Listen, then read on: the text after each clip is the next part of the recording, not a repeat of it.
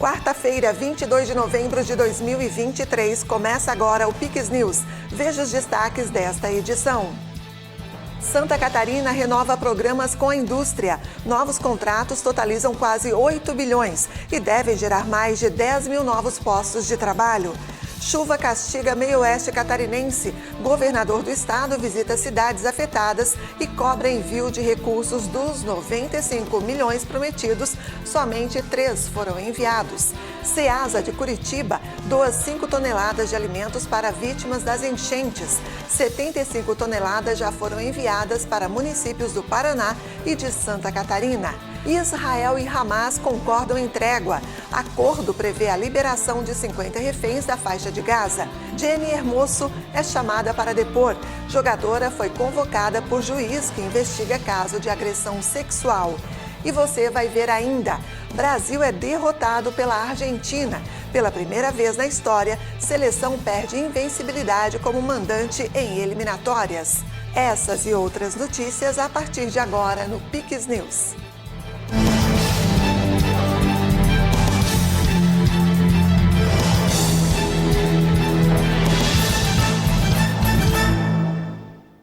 Olá, obrigada pela companhia. Nós estamos ao vivo, agora são 8h02. O governador de Santa Catarina, Jorginho Melo, percorreu o meio-oeste para visitar as cidades afetadas pelas tempestades dos últimos dias. A intenção é saber o tamanho dos estragos e entender a melhor forma de ajudar a população dessas localidades a se reerguer. O chefe do Poder Executivo passou por Joaçaba, Erval do Oeste e Luzerna, conversando com prefeitos, vereadores e lideranças locais. O objetivo da visita foi ouvir as autoridades locais para identificar as demandas mais urgentes para que o impacto da população seja o menor possível. Essa enchente em Santa Catarina é uma das piores enchentes de toda a sua história, né? Eu sempre cito como exemplo a barragem de José Boatê, que segura 358 milhões de metros cúbicos de água, verteu pela primeira vez. Então você imagine se a gente não tivesse fechado ela aquela noite. Botava 4 metros de água em Blumenau, Rio do Sul, Blumenau, Brusque, Gaspar, Itajaí, etc. Enfim, então nós estamos levantando todas as dificuldades que deu muita coisa. Eu tive esse domingo, sábado e domingo, visitando o Alto Vale, todos os municípios. É uma tragédia. O município de Trombudo Central não sobrou nada. Os postes, para as pessoas terem uma ideia, a água superou os postes. Poste de luz, derrubou tudo. Não teve uma casa que não foi atingida. Atualmente, Santa Catarina tem 180 municípios em estado de emergência ou calamidade pública. Isso somando aos atingidos ainda pelas chuvas de outubro, com os afetados agora em novembro. Até o momento, 14 municípios em estado de calamidade pública. São 35 estradas que tiveram algum tipo de avaria, o que prejudica a economia.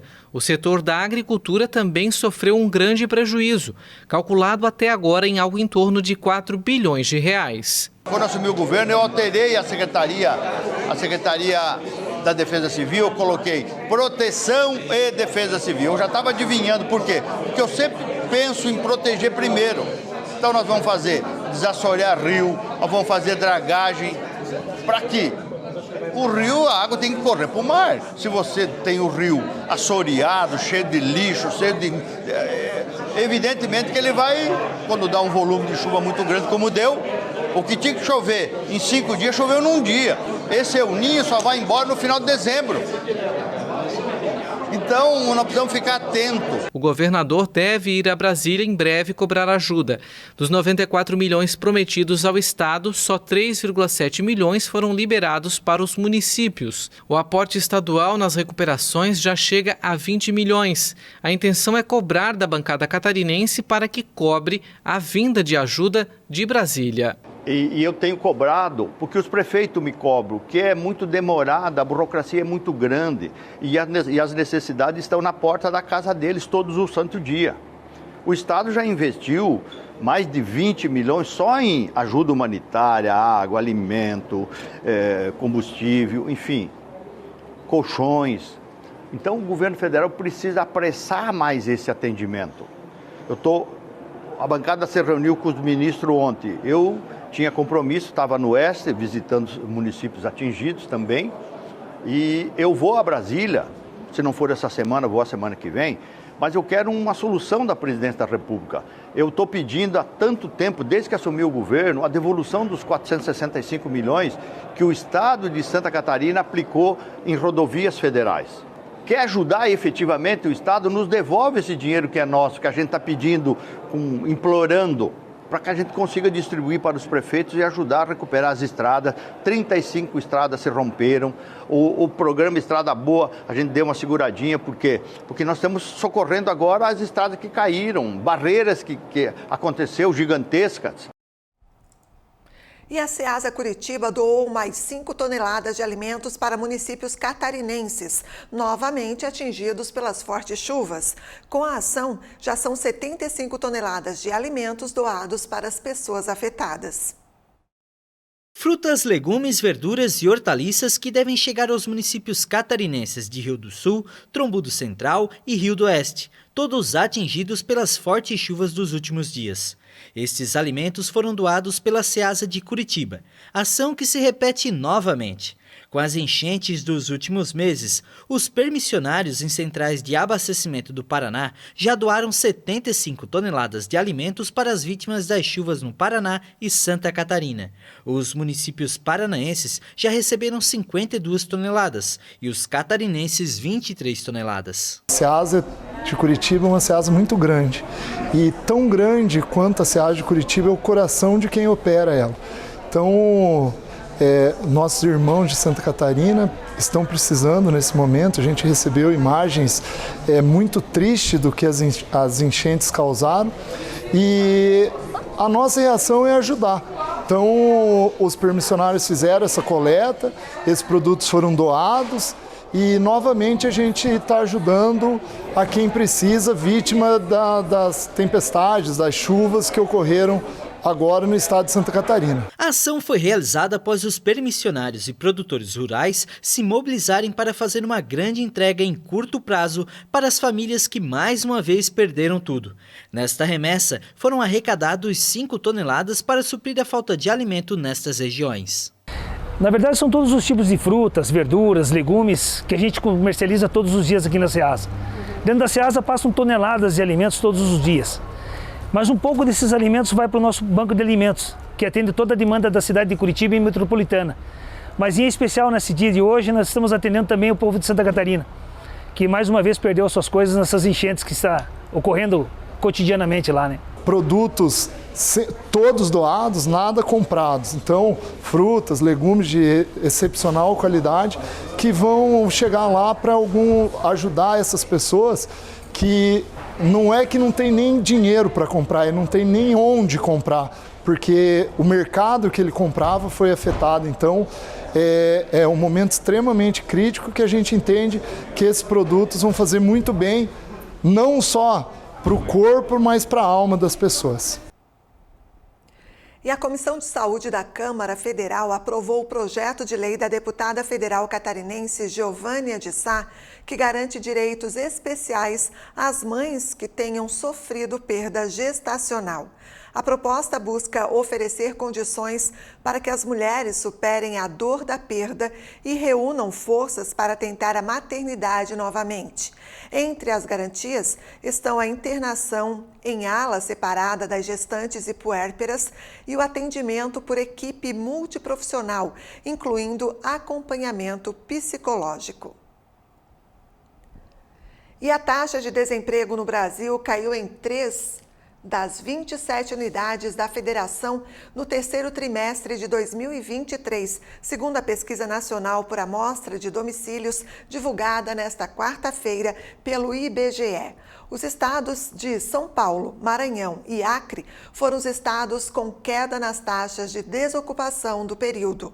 Roraima foi o único estado com alta, de 5,1% para 7,6%. Nos demais estados, a taxa ficou estável. O Brasil encerrou o trimestre terminado em setembro com taxa de desemprego em 7,7%, patamar mais baixo registrado desde o trimestre terminado em fevereiro de 2015 e com recorde histórico de trabalhadores ocupados. No comparativo entre os estados, Bahia, Pernambuco e Amapá tiveram as maiores taxas de desocupação no terceiro trimestre. As menores taxas estão em Rondônia, Mato Grosso e Santa Catarina. E em Santa Catarina, mais uma vez, pontua com altos índices de geração de emprego, como vimos. E o governo do estado assinou hoje os protocolos da terceira e última rodada do ano nos programas PRODEC e PROEMPREGO. Essa nova etapa deve gerar mais de 10 mil novos postos de trabalho no estado. Com os dois programas, o governo do estado consegue ampliar a oferta de emprego na indústria e fomentar o desenvolvimento em regiões remotas do estado. É o caso da família do seu José, que foi beneficiada com o programa. O nosso costume são ampliações constantes na capacidade de produção, bem como nessa etapa que nós estamos sendo beneficiados pelo PROEMPREGO, instalações de máquinas novas, instalação de uma nova subestação, com 138 kV de potência na nova subestação. Então isso tudo vem possibilitar um aumento no número de empregos. Hoje a nossa empresa tem a capacidade de 1.000 empregos diretos, né? Maior empregadora de Faxinal dos Guedes. Então vem a calhar e proporcionar um novo desenvolvimento na empresa, que é uma constante da nossa vida. Essa nova etapa conta com 28 novos projetos que foram apresentados por 25 empresas nos dois programas, o PRODEC e o PROEMPREGO. O balanço do ano mostra que os contratos assinados em junho, setembro e agora em novembro totalizam quase 8 bilhões de reais em investimentos e vão resultar em quase 11 mil novas oportunidades de emprego aos catarinenses. Uma economia extremamente diversificada, de outro lado uma indústria muito forte, né, que representa 35% dos empregos formais no estado e quase 30% do PIB. Nosso governador, por outro lado, é um estadista, né? Ele pensa no estado para daqui a 20 anos e entende que a parceria com o setor produtivo é o que vai fazer o estado continuar gerando emprego e renda. Nesse sentido, vem o PRODEC e o PROEMPREGO, dois programas super interessantes, né, que levam incentivos fiscais às indústrias. E hoje nós estamos fazendo aqui nessa terceira rodada, né, o final do ano, né? Então são mais 28 projetos com 800 milhões em investimentos, né, e cerca de 2.500 empregos feitos, né? Ou seja, é mais um exemplo de que essa junção de esforços entre o poder público e a iniciativa privada, entre o setor produtivo, faz com que Santa Catarina possa continuar crescendo. Essa é a diretriz e a orientação do nosso governador. Os 28 projetos contemplados na última rodada do ano somam quase 810 milhões de reais e devem gerar cerca de 2.500 empregos diretos e indiretos em Santa Catarina. Ele é um programa muito importante, principalmente para os catarinenses. Por quê? Porque ele dá uma oportunidade de as empresas postergarem o ICMS por 4 anos, pagar esse parcelamento em mais 120 até 180 meses, com um desconto, e dependendo dos municípios que têm o IDH baixo, ainda favorece porque tem um desconto na prestação, que pode variar de 10% até 40%, e prova disso é que só esse ano já foram investidos em Santa Catarina pelas empresas mais de 1,5 bilhão neste programa, gerando mais de 5 mil empregos somente no PRODEC, que é o programa de postergação do ICMS. Então ele é um programa que ajuda muito os catarinenses, ajuda não só as empresas, mas principalmente dá oportunidade para a geração de emprego, que é a melhor inclusão social que nós podemos fazer. O PRODEC e o PROEMPREGO são dois programas importantes para a indústria catarinense. Com os incentivos, o governo do estado ajuda o empresário a realizar os investimentos necessários para crescer, gerar empregos e movimentar também a economia. São novas oportunidades para milhares de catarinenses. A indústria de Santa Catarina, eles devolve com muita tranquilidade, porque você investe em alguém que vai dar retorno. O que a gente está fazendo? A gente está postergando o imposto para que ele possa expandir, para que ele possa gerar emprego e pagar lá na frente tributo. Então é um ganha-ganha. E os empresários de Santa Catarina têm demonstrado coerência, honram os compromissos, porque a gente acompanha a geração do emprego que foi combinado, quantos empregos mais vai fazer, ou quanto vai pagar disso, quanto vai investir, enfim, isso tem dado resultado. Então, a modernização do PRODEC e do PROEmprego, que são programas que já vêm de muitos anos, a gente precisa modernizar. Tudo nós precisamos, todo santo dia, estar inovando e melhorando. Então, a gente suprime burocracia, facilita para que eles possam ter esse incentivo e devolver, como já disse, em emprego e em crescimento econômico. E ainda nesta edição a gente mostra a derrota histórica da seleção brasileira. Pela primeira vez, perdemos em casa nas eliminatórias da Copa do Mundo. Jenny Hermoso é chamada para depor. Jogadora espanhola foi convocada por juiz que investiga caso de agressão sexual. E depois do intervalo, após fortes chuvas, diversas ruas de Gramado na Serra Gaúcha apresentam enormes rachaduras. E trégua de 4 dias é anunciada entre Israel e o grupo terrorista Hamas. Se é verdade que momentos difíceis formam pessoas fortes, está explicado de onde vem a força do catarinense. Mais uma vez, as enchentes castigaram o nosso estado e destruíram cidades, negócios, plantações e lares. Em situações como essa que a nossa gente mostra do que é capaz. Mais intensa do que qualquer chuva é a nossa solidariedade. Mais forte do que qualquer rio é a nossa união. Para quem é catarinense, não existe obstáculo que o trabalho duro não consiga superar. Alguns chamam isso de determinação, outros chamam de coragem. Mas quem é daqui costuma chamar de Santa Catarina. Governo de Santa Catarina, ao lado de cada catarinense na reconstrução do nosso estado. Só porque eu era meio devagar.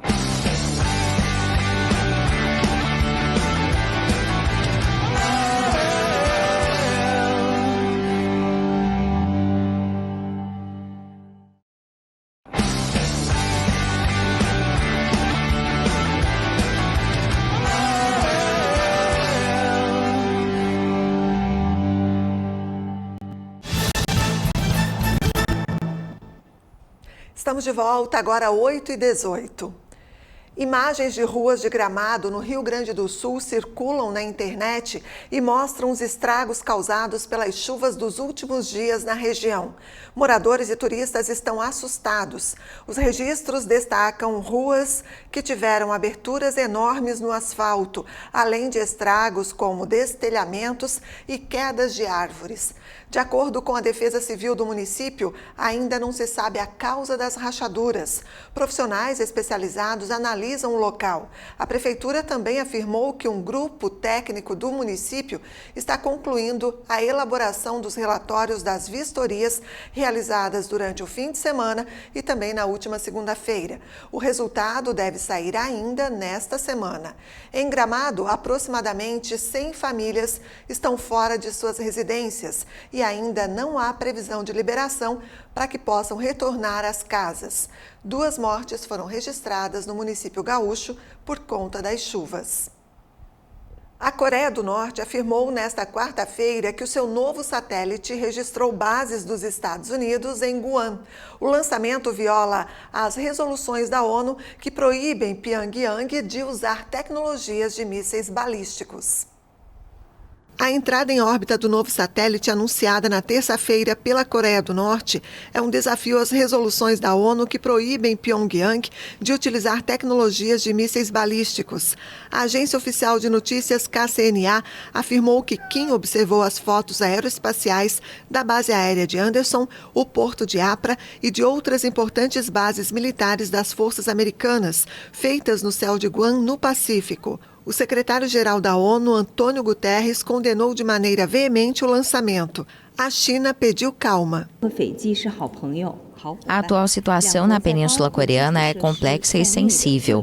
Todas as partes envolvidas devem permanecer calmas e comedidas, olhar diretamente para o cerne do problema, aderir à direção geral de um acordo político e fazer mais para ajudar a aliviar as tensões, reiniciar diálogos e melhorar as relações. Após o lançamento, a agência KCNA afirmou que a Coreia do Norte pretende lançar outros satélites a curto prazo e destacou que o lançamento de um satélite de reconhecimento é um direito legítimo do país para reforçar suas capacidades de autodefesa.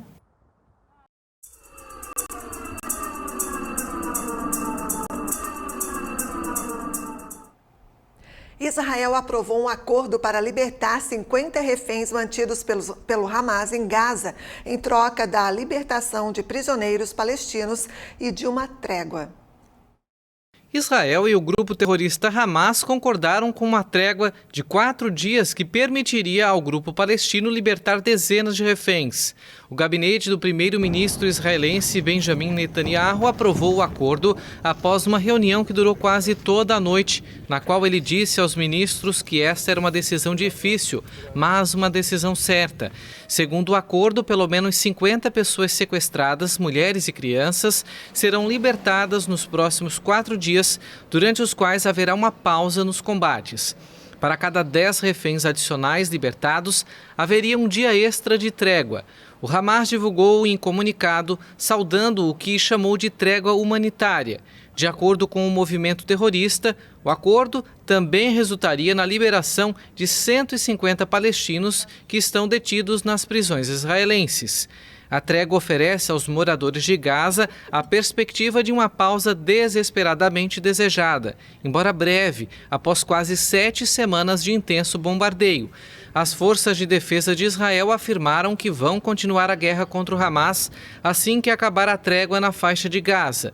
Em nota, o governo israelense disse que o exército e as forças de segurança vão continuar a guerra para trazer de volta todas as pessoas sequestradas, eliminar o Hamas e garantir que não exista nenhuma ameaça para o Estado de Israel vinda de Gaza. E parentes de reféns israelenses em Gaza e também de presos palestinos em Israel se reuniram separadamente com o Papa Francisco nesta quarta-feira. O pontífice destacou que os dois lados estão sofrendo muito. Ao final da audiência semanal no Vaticano, o pontífice anunciou que recebeu as 2 delegações. O Vaticano explicou que na semana passada, com os encontros privados de natureza exclusivamente humanitária, o pontífice pretendia mostrar proximidade espiritual. Nesta manhã recebi 2 delegações, uma de israelenses cujos familiares foram feitos reféns em Gaza e outra de palestinos que têm membros da família prisioneiros em Israel. Eles estão sofrendo muito e eu vi o quanto eles sofrem dos 2 lados. Guerras fazem isso, mas aqui estamos além da guerra. Isso não é guerra, isso é terrorismo. Durante os ataques de 7 de outubro, o grupo terrorista Hamas matou 1.200 pessoas e sequestrou outras 240, de acordo com Israel, que declarou guerra ao grupo e desde então bombardeia diariamente a faixa de Gaza. E depois do intervalo, você vai ver, pela primeira vez na história, a seleção brasileira perde em casa para a Argentina em disputa pelas eliminatórias da Copa do Mundo. E os gigantes do futebol, Lionel Messi e Cristiano Ronaldo, anunciam um duelo dos craques que deve acontecer em fevereiro do ano que vem. É depois do intervalo, voltamos já. Somos a JJ Hotels Group. Com uma equipe especializada, vamos ajudar o seu hotel ou pousada a crescer nas vendas. Cuidamos de toda a parte de marketing e central de reservas, para que o seu hóspede tenha um atendimento privilegiado e a atenção que ele merece. Além de uma experiência de 10 anos no mercado, contamos com os melhores sistemas para o controle da sua hospedagem. Você se preocupa em receber os seus hóspedes, nós nos preocupamos em levar eles até você. Já pensou em estar em um lugar assim? É que visitar minha morada é viver um sonho acordado. E agora ficou mais fácil para ti me conhecer. Curta Garopaba na palma da sua mão. Mais que um aplicativo, um guia turístico de tudo o que você pode fazer aqui. Tem praias, trilhas e calendário de eventos. além do turismo cultural com boas histórias. Uma verdadeira viagem pelas minhas memórias. Isso tudo sabendo se tá quente, se tá frio, com a previsão do tempo. E até notícias, informações do horário de ônibus e de telefones importantes. Baixe agora mesmo, monte seu roteiro e curta Garopaba na palma da sua mão. Estamos de volta agora, 8h26.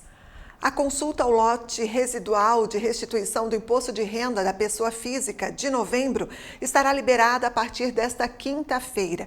De acordo com a Receita Federal, o crédito bancário será depositado para mais de 358 mil contribuintes no dia 30 de novembro, no valor total de quase 763 milhões de reais. Para saber se a restituição está disponível, o contribuinte deve acessar a página da Receita na internet. O endereço eletrônico é gov.br/Receita Federal.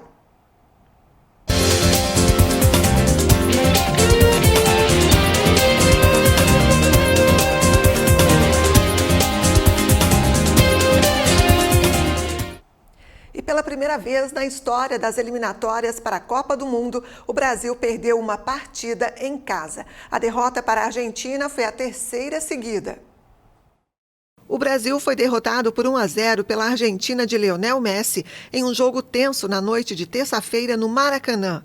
A seleção perdeu a histórica invencibilidade como mandante em eliminatórias sul-americanas para a Copa do Mundo. A partida foi adiada por quase meia hora devido a incidentes entre torcedores e policiais nas arquibancadas.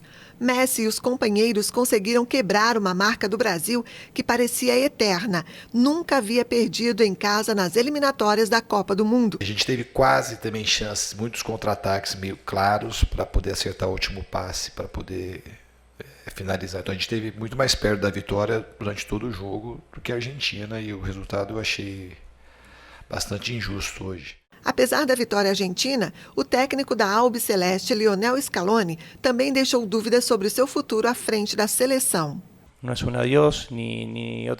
Não é um adeus nem nada, mas preciso pensar porque o sarrafo está muito alto e está complicado seguir e continuar ganhando. Estes rapazes fazem ficar difícil, então é hora de pensar sobre esse tempo. Vou dizer ao presidente e aos jogadores depois. Esta seleção precisa de um treinador que tenha toda a energia possível. A Argentina fecha 2023 na liderança das eliminatórias, com 5 vitórias e 1 derrota. O Brasil está em 6º lugar, depois da terceira derrota seguida. As eliminatórias sul-americanas para a Copa do Mundo de 2026 só serão retomadas em setembro do ano que vem. O possível último duelo entre os gigantes do futebol, Lionel Messi e Cristiano Ronaldo, vai acontecer em fevereiro. A Inter Miami e o Al Nassr vão se enfrentar no começo do ano que vem.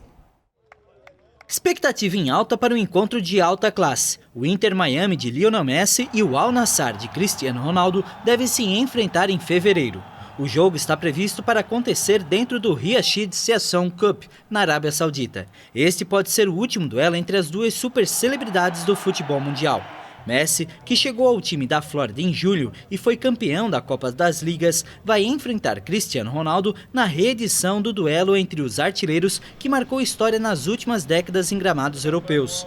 O argentino, ganhador de 8 bolas de ouro, vai ter ao seu lado no Inter Miami os espanhóis Jordi Alba e Sérgio Busquets, antigos companheiros de Barcelona. Já Cristiano tem 5 títulos da Liga dos Campeões da Europa. Terá no Al Nassr a companhia do senegalês Sadio Mané, ex-jogador do Liverpool, e o croata Marcelo Brozovic, ex-capitão da Inter de Milão. O Al Hilal do craque brasileiro Neymar também participa do torneio amistoso. Atualmente, o atacante se recupera de uma lesão no joelho.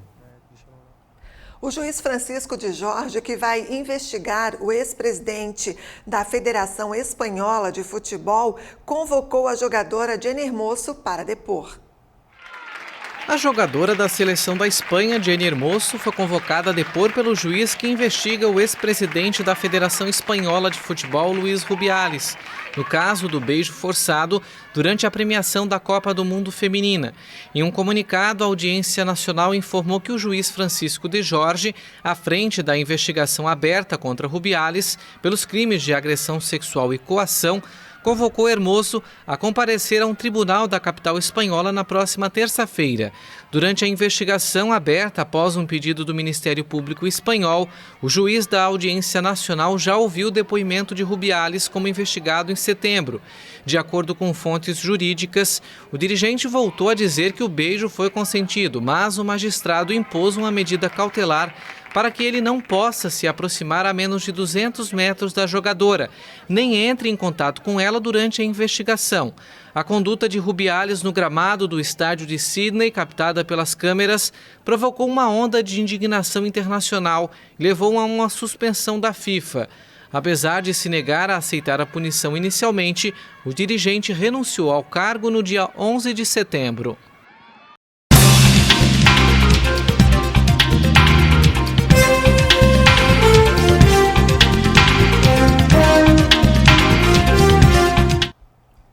O plenário do Senado Federal aprovou agora há pouco, em primeiro turno, o texto base da proposta de emenda à Constituição que limita poderes do Supremo Tribunal Federal. Assunto para o jornalista Tiago Pereira, que já está comigo aqui no estúdio. Boa noite, Tiago, bem-vindo. Já era de se esperar essa aprovação?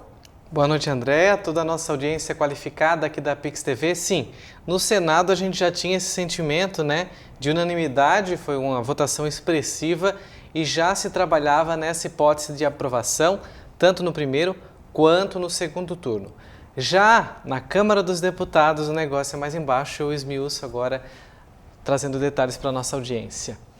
Bom, o nosso TP aqui está um pouco alto, foram 52 votos favoráveis e 18 contrários, Essa decisão aí, pondo fim aí, essa decisão monocrática o que existe hoje lá no Supremo Tribunal Federal. Uma vitória para a nossa Constituição, que estava há anos, como a gente já falou aqui várias vezes, sendo descumprida pelos ministros do Supremo, que a todo momento estavam interferindo em outros poderes, É bom que a gente lembre aqui que dioturnamente os ministros tomavam decisões, muitas inclusive com a decisão sozinha, monocráticas, de ações que impactam na vida da gente, na minha, na sua e toda a nossa audiência qualificada. Como nas questões, por exemplo, do aborto, do marco temporal e decisões muitas, até com menos expressividade, mas decisão sozinha, ou seja, o ministro tomava a decisão única sem ouvir o colegiado e impactava diretamente na nossa vida. Decisões essas que são, uma maioria delas, competência dos legisladores, os deputados e os senadores. É que a bem da verdade é que a representatividade da população está no Congresso, não no Supremo, que tem magistrados com histórico de decisões para lá de questionáveis.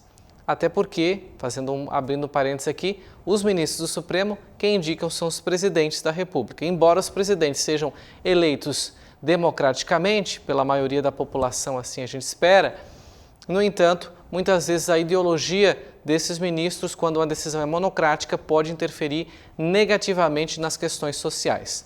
Bom, agora o Senado dá aquele recado e põe fim a decisões únicas dos ministros, aquelas monocráticas que a gente fala, e amplia o debate para toda a corte.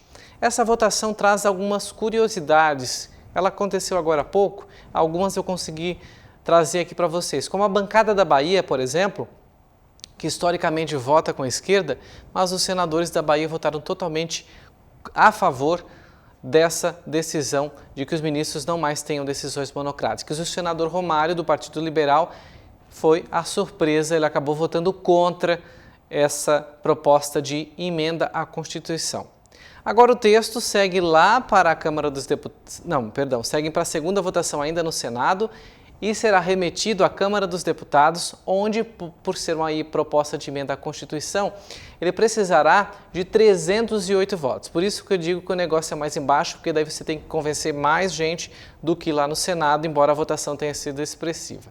Vamos ver então como que se comportarão os nossos representantes. É bom a gente lembrar que aquele detalhe no texto que também impedia que os ministros unilateralmente, ou seja, por uma decisão única, pedissem vistas os processos. O que é pedir vista? Tirar de votação naquele momento, deixar lá engavetado, para sabe-se lá fazer o quê? Que a gente muitas vezes não entendia quando já se tinha uma decisão favorável.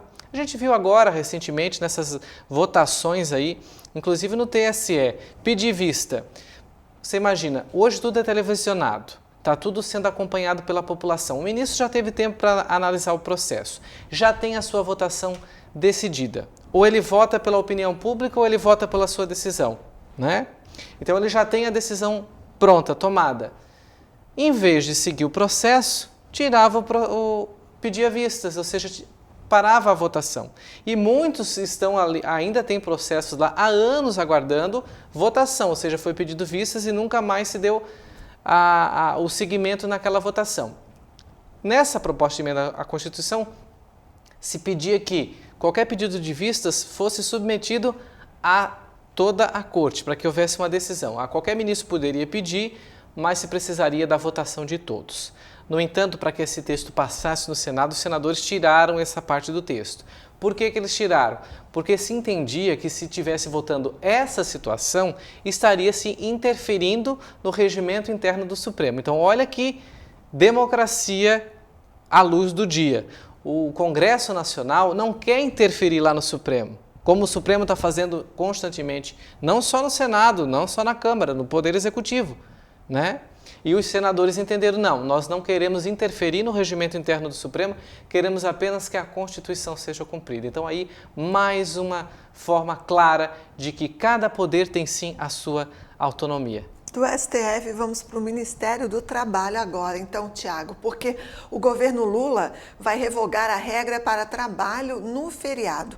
O Ministério do Trabalho divulgará a nova portaria que vai valer a partir de março do ano que vem. E os congressistas se articulavam para derrubar o texto. Como fica isso? O que falar sobre isso, hein, Tiago? Cuidado para não se queimar, porque essa é quentinha. Acabou de sair agora, finzinho da tarde, né? A gente comentou aqui, uma decisão que pega mal o final do ano.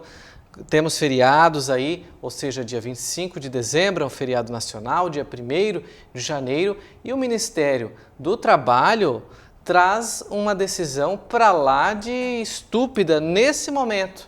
Inclusive contra todo o que se planeja aí de economia livre, né?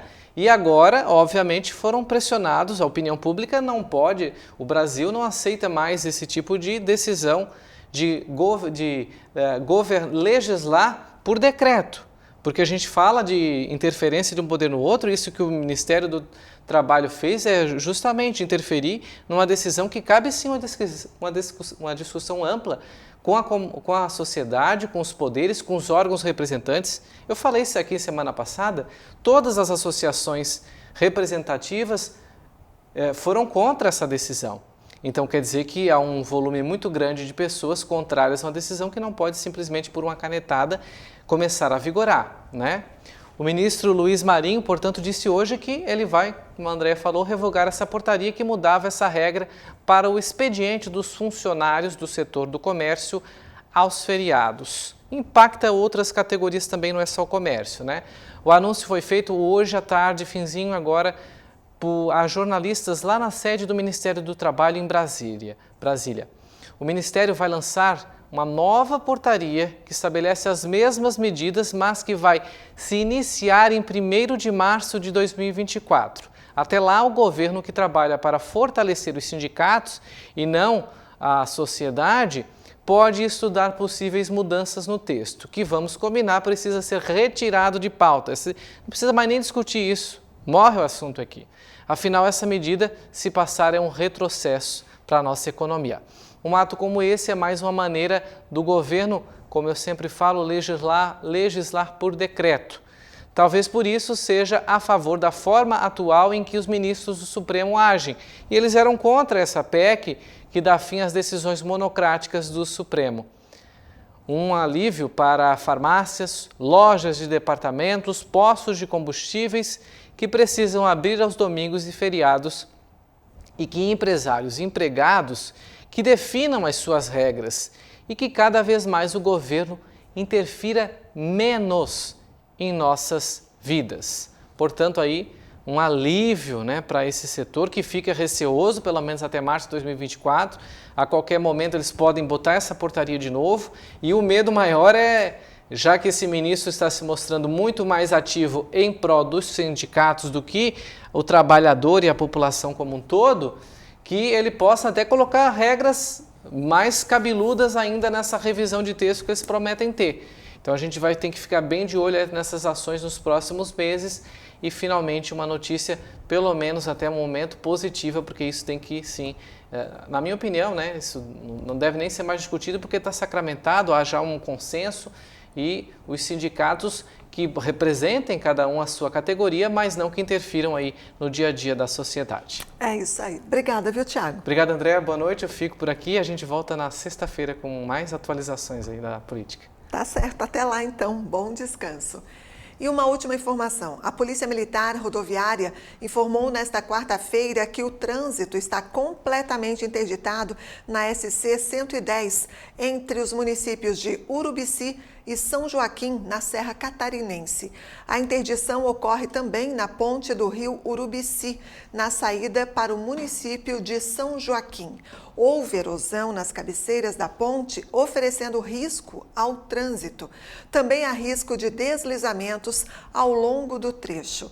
Ainda na Serra Catarinense, em Bom Jardim da Serra, na rodovia SC 390, quilômetro 379, o trânsito está em meia pista. Portanto, fico alerta aí para quem for trafegar no trecho, procurar outros caminhos alternativos.